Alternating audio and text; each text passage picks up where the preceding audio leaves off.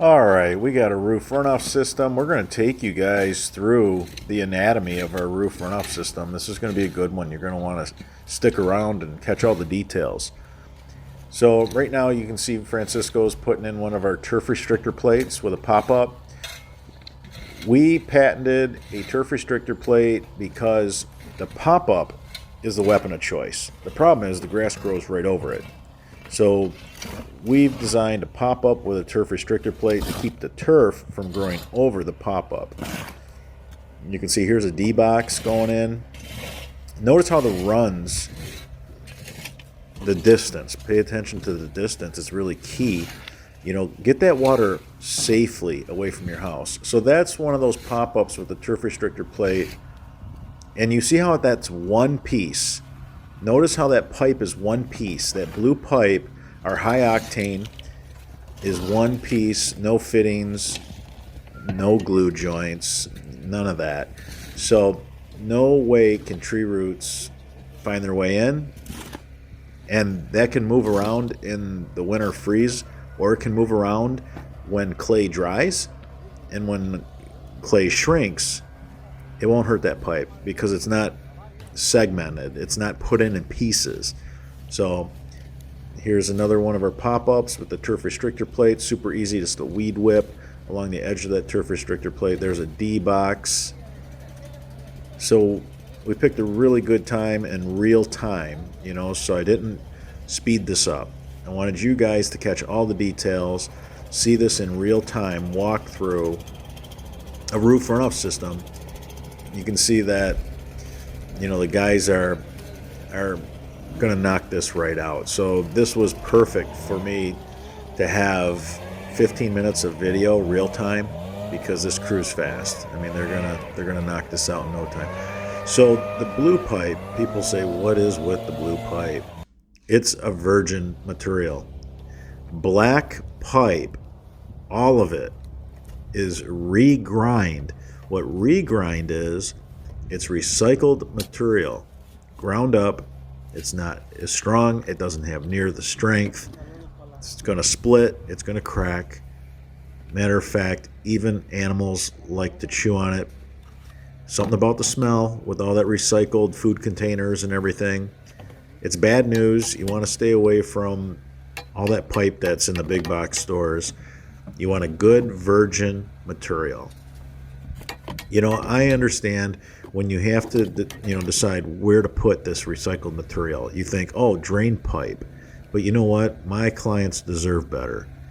If this pipe fails, it's a flooded basement, a flooded crawl space, flooded addition, a flooded garage. That ain't good enough.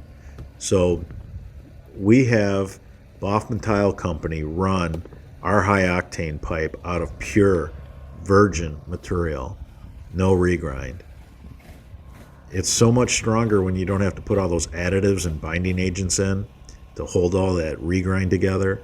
So we ripped out a bunch of regrind. We see this all the time. You know, we do this all the time.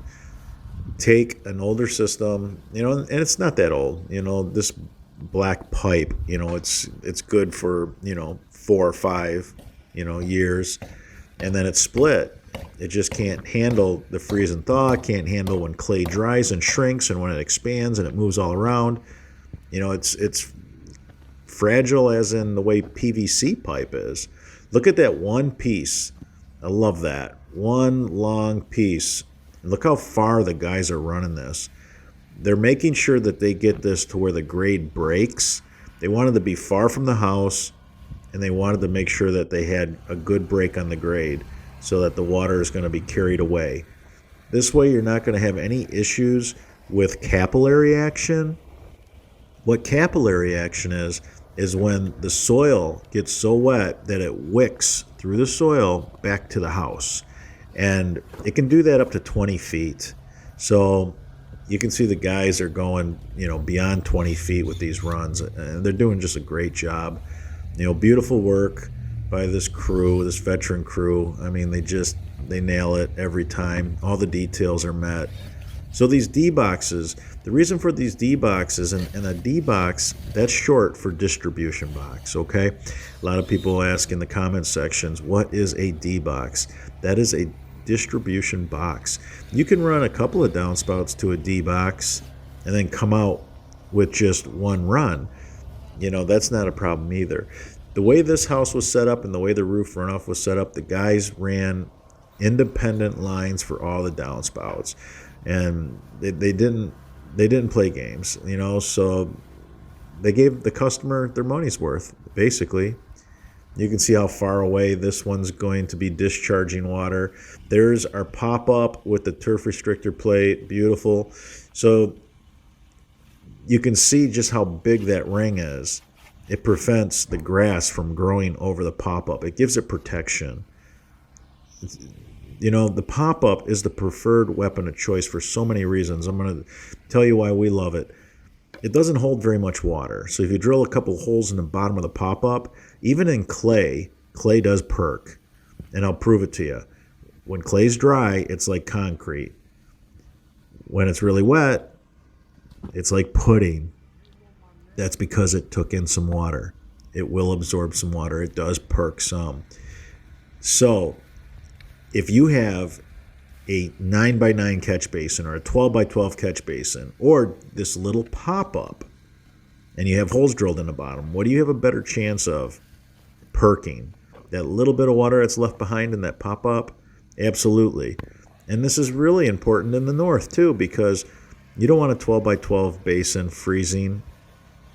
You know, that's no good. So we went back to the pop-up, but not until we improved it a whole bunch. So we've been working, you know, with a mold manufacturer, and they're going to make a mold for us, and we're going to be able to turn these just tens of thousands because we can't keep up with the demand. You know, we sell it in our online store. We've been building them by hand, very time consuming, very costly. The one on this side. You know, on the left we're side. finally there. So sometime in 2022, we're hoping March, you know, April the latest, we're going to have pop-ups with a turf restrictor plate, you know, just a beautiful piece, just molded and ready to ship all over the United States. All right, so right now Cal is putting in a D box, and again, this is real time because I wanted you guys to catch every detail. You know, Cal went ahead and he put in the gasket and nut, you know, did the knockout and got the height right, and then he had to do the same on the other side. Because this is just a pass-through. Now I'll show you what this looks like, and I'll explain to you how this works. So now make sure, really make sure when you put in these D boxes, you leave a sump on the bottom. What that means, I've seen people put a pipe at the very bottom of a basin, and I've seen some really poor basin designs, some really poor basin designs, where the pipe goes all the way to the bottom and it doesn't leave a sump. And I'm going to tell you why that's just defeating the purpose. When there's no sump to hold the leaves and the shingle gravel, it's just going to feed all that garbage into the pipe. And it's just going to pass right through. So what was the point of the D box? I mean, in the comments section, please tell me.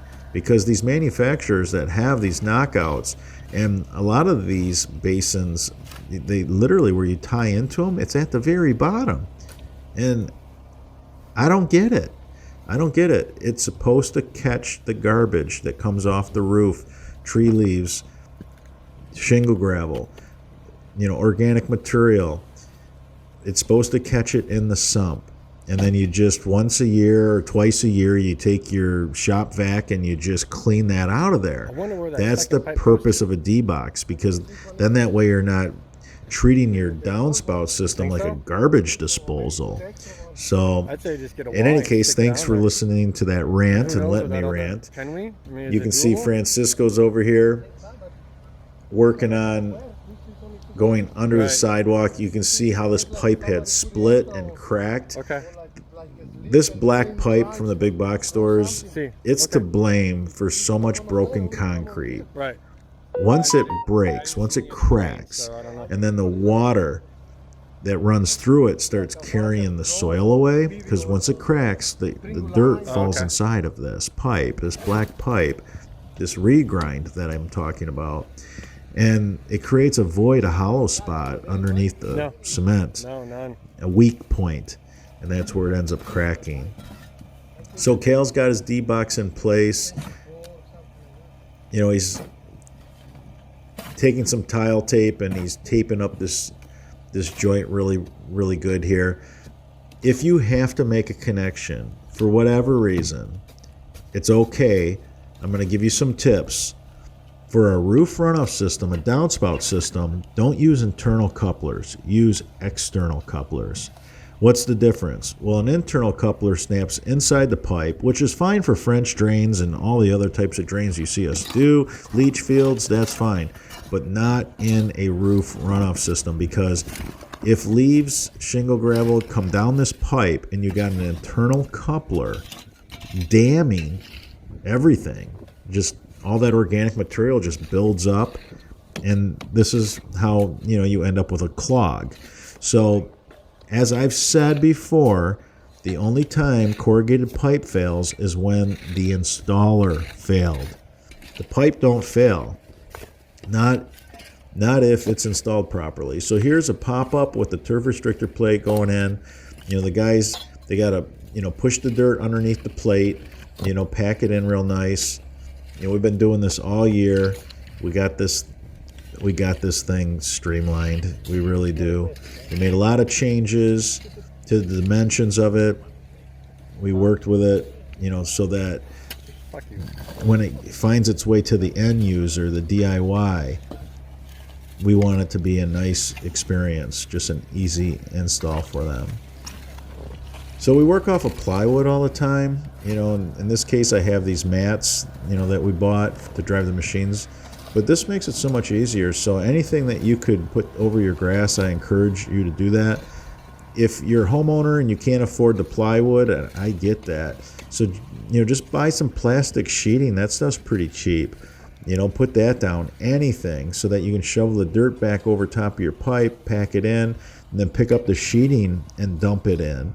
Now you're going to have a few wheelbarrows of extra dirt when you do a roof runoff system, so expect that.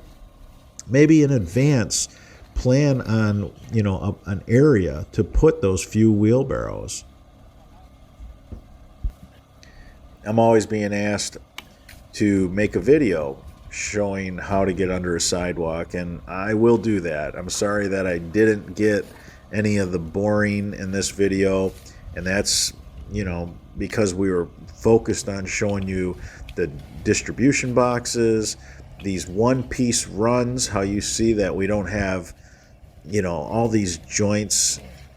One piece, nothing stronger than one piece with no connections.